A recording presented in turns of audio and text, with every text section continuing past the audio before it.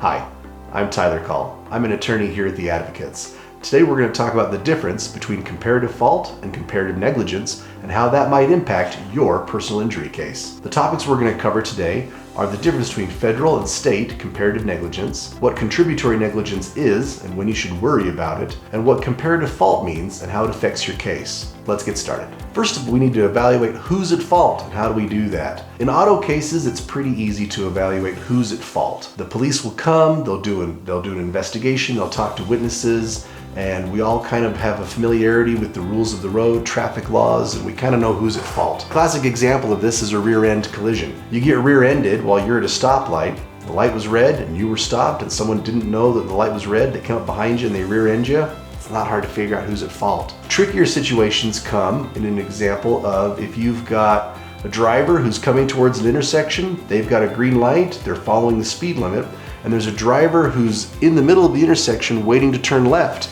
That left-hand driver has to yield to the traffic that's coming on towards them, the person who has the green light.